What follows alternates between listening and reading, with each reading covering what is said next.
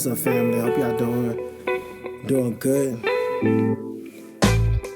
I was just sitting back and I was thinking about this story. There's this story in the book of Acts, right?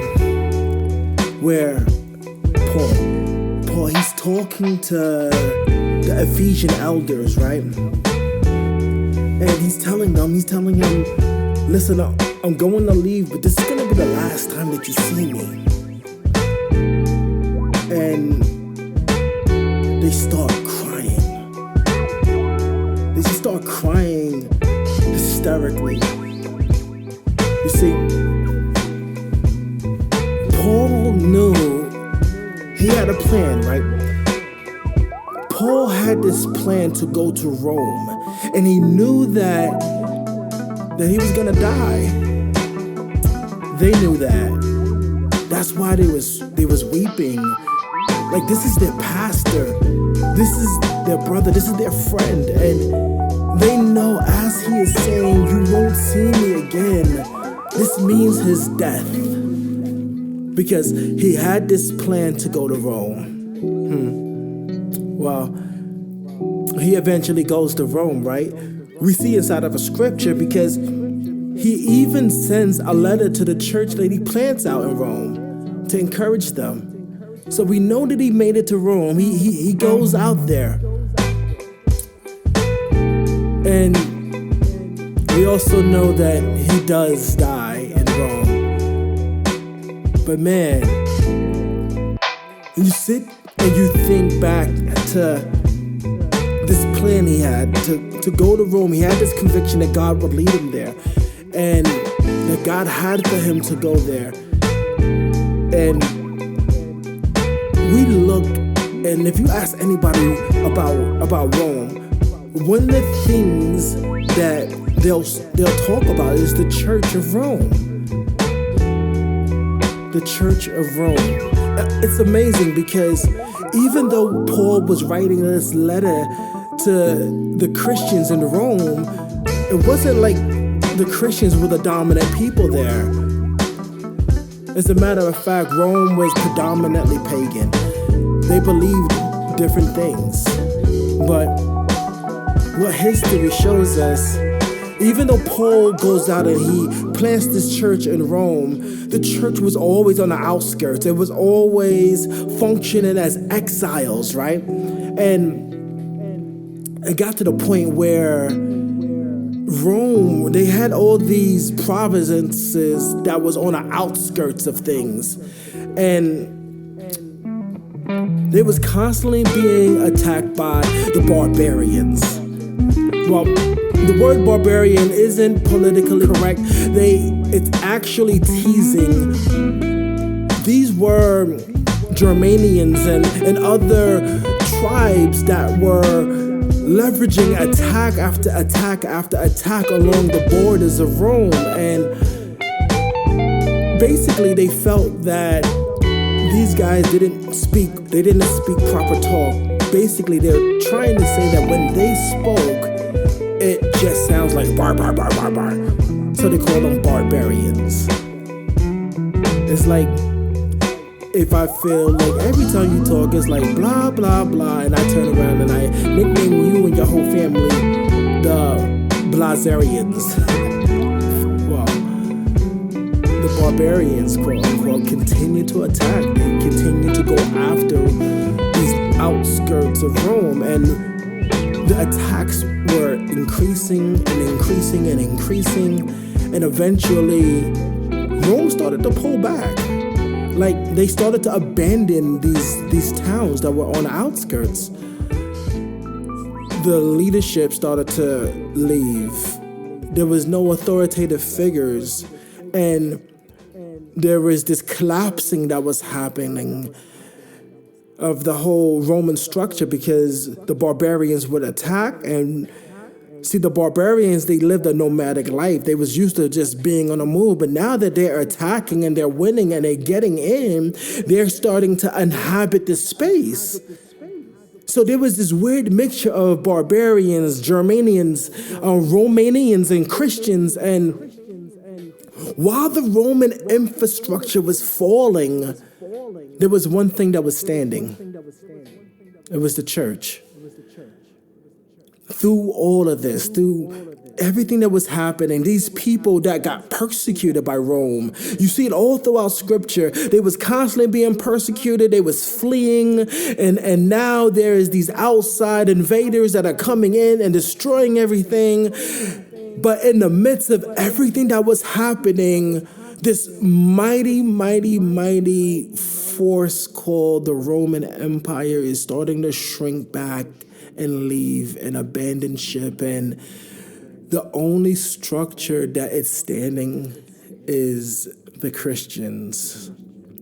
It was their leaders that was there holding things down. It even got to this point where in this new structure where things had changed, they eventually asked the Christians, would they lead? And it's part of what led to what we became familiar with when we thought about Rome. When you start thinking about the church, whether it's the Catholic Church, and I know some of us get confused whether or not the Catholic Church is Christian, but this is part of our heritage. It's part of our history. And this is how much of this came into play when certain people was being asked to step up and to step in, because their leadership and their structures was standing throughout tumultuous times. When people were abandoning ship, when other authority was abandoning ship, and then Rome eventually became known for the Christian leadership that was there. The Catholic Church got really, really strong there. I share all this because my hope is that we remember this, that we remember that through trials and through tumultuous times, we have a great God who loves us, who's keeping us, who's watching over us, and is with us presently through it. And our faith inside of him, our trust inside of him is what leads us through these times and these storms. And it's what the world will see. How we fared, how we lived, how we loved, even in the midst of trouble and pain and heartache and famine and sickness and things like that. Think about this next time you go to the store and everyone seems to be fighting and having attitudes. Let that be the time when you have the joy of Christ on you. Think about that even in the face of concern, and while everybody else is around you is concerned. Think about how you walk during these times. Think about how God is present with you in the midst of these times, and that you walk in such a way that says, he is so in control. I can rest in the fact that he got us. He has us. I am his and he is mine. Let people see the presence of your God with you.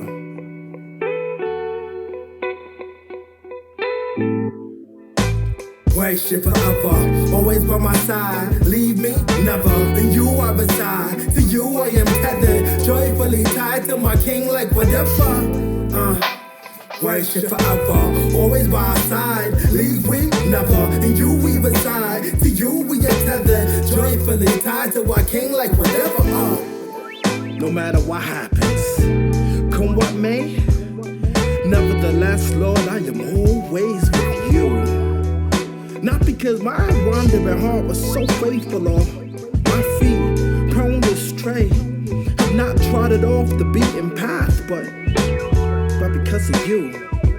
You hold my right hand, and you never let me go. I've gotten so used to the feel of your hand that at times I'm unaware of the grip of the one who have loved me, loved us, way before we end. Thus, I find deep rest in how you guide me with your counsel. On the account of you, I have been rescued, and now I realize my refuge. It's your love I've been cloaked in. And even afterwards, you will receive me to glory. Oh, glory. Whom have I in heaven but you? And there is nothing on this earth I desire outside of you. As a matter of fact, I desire that you would be my desire in all the good pleasures of this earth, and that they would all lead me to you. Because my flesh, my heart, they may fail, but you, okay. You are the strength of my heart, my portion forever. Leave me never. We will be clever to sever our ties with the things that hide in the skies, cloaking our eyes so that we do not realize the idols that hide. But you, oh Lord, you reign in our hearts as King. For you we worship and our souls sing. You are our portion forever and ever. My God. Worship forever, always by my side. Leave me never, and you are beside. To you I am tethered, joyfully tied to my King like whatever do.